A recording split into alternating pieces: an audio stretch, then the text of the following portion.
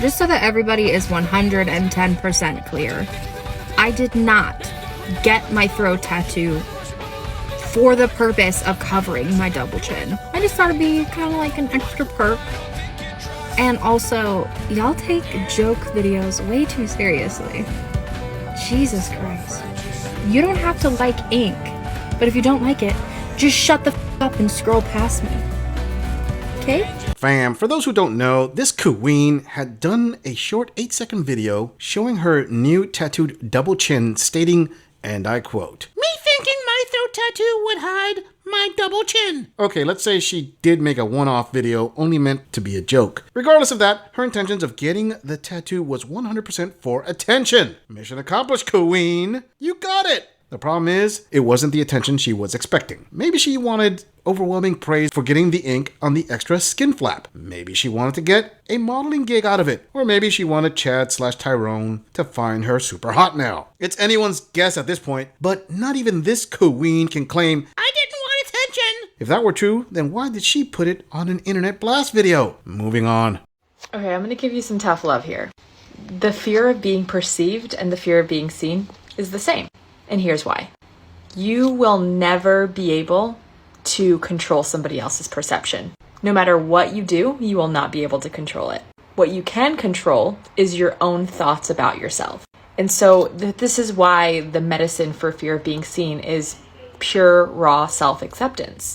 Because no matter what, you can't force other people to accept you. But when you give that acceptance to yourself, you don't need them to accept you. Okay, fam. This once again falls into the anxiety disorder category, also known as scopophobia, in its extreme form of anxiety. Women are afraid of perception because they can't control what others think of them? Really? At first, I would say this seems silly at best, but then I find myself remembering how some women constantly try to shame men into thinking correctly. I bet the next step is putting men into camps for re-education. How dare you say that? She clearly said the best way to treat this is pure raw self-acceptance. Oh, really? Then tell me, in order for one to accept oneself, accountability for one's own actions is required. Exactly how do the bulk of women do this when they always claim they were the victims in their last relationships? Oh, I'm sorry. Was that not the type of attention you wanted there, queen? Moving on. So I just went into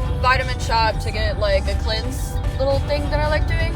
And the dude that's checking me out is like big buff bodybuilder dude, like whatever, the only type of man that work at somewhere like that. And of course he has no tattoos. Let's get this straight. He has no tattoos on his body. Hey, where do you get your tattoos done at? Oh my god, here we go. I get them done at Look You Tattoo. Oh, they're awesome. Well, I've been thinking about, let me stop you right there. Let me just stop you right there, buddy buckos. I don't want to hear it. I don't want to hear it. I don't care. I don't care. There is a line behind me right now. Do your job.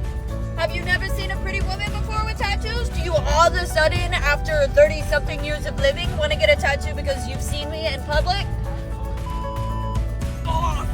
Fam, I will bet good money that there is a post-war queen out there who outwardly says, "Yeah, more power to her. She is so confident." All the while, internally, she is missing that level of attention. Even this young queen will eventually get to the point where she will miss the attention she is currently complaining about. Ladies, don't get me wrong. I am not talking about actual real-world creep attention. I am talking about attention in general. What do you know about that? Catcalling is disgusting and women hate it. Oh, really? I would argue the exact opposite before the internet. Historically, at least in the US, catcalling was not an awesome, disgusting, unwanted slur. It actually was a form of attention that young women received on the streets. I would call it the equivalent of modern-day DMs. Put it this way, women who post provocative or attention-seeking pictures on social media get little sympathy when complaining about the amount of gross DMs they receive. Hey, if you advertise with online provocative pics or flashing your tattoos in person, don't complain about what or who you attract with that. It could be argued that both were for attention-seeking. Moving on. Y'all, I was literally trying to have a nice, peaceful day,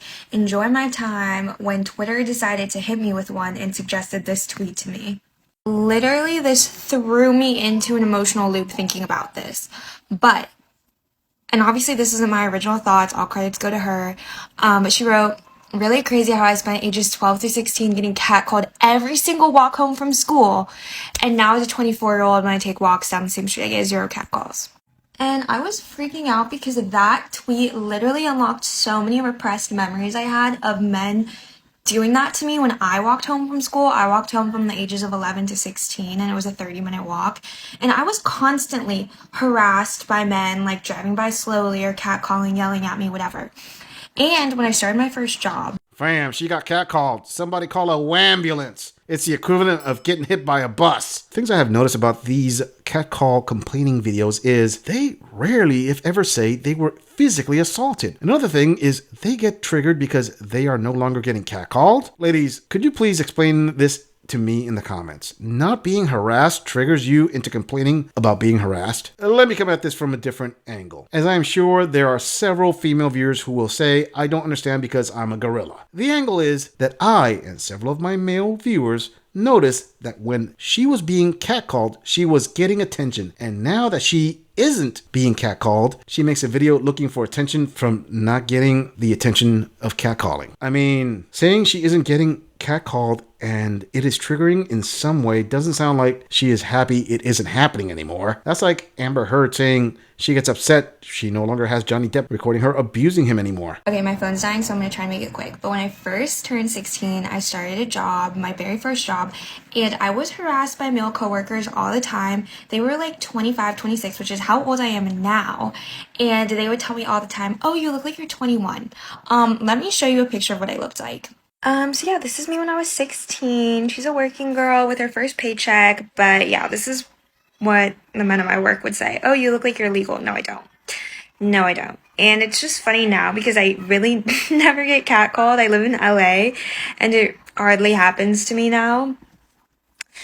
And yeah, it's just disgusting. But I wanted to bring attention to that today. Bye.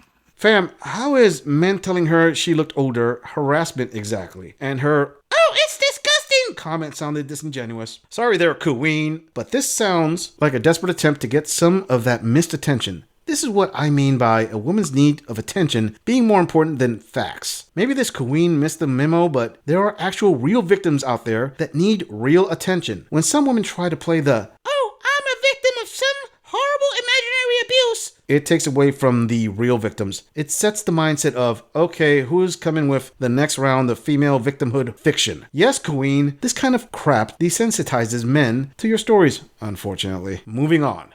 Do you know what I like about Miami? And there really aren't that many things, so like, hear me out.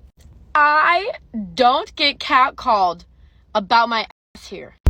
I, in comparison to all the fat Miami BBLs, have an teeny weeny little booty, okay? It's amazing. It's amazing. In Denver, motherfuckers act like I just fed a peanut to the kid with a peanut allergy every time I turn the around. Here, no. I am a plain Jane. It's amazing. I love it. In Denver, you just show up, you have any kind of ass on you, and they're like, oh, what? Here, you really gotta have something outrageous for anyone to even give you a sideways glance. I don't get catcalled. It's amazing. I love it. Thanks, Miami.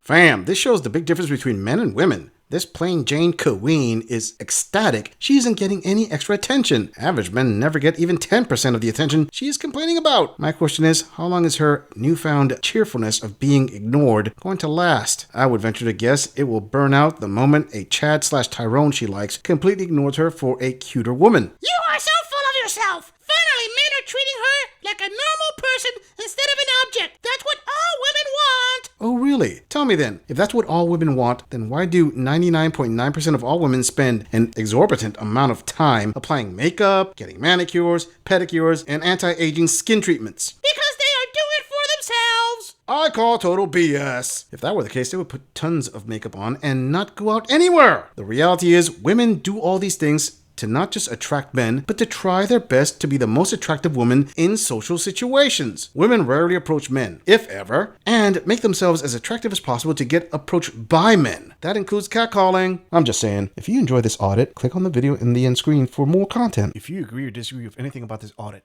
please let us know in the comments. I'm going to leave this audit right here. I'll see all of you in the next episode.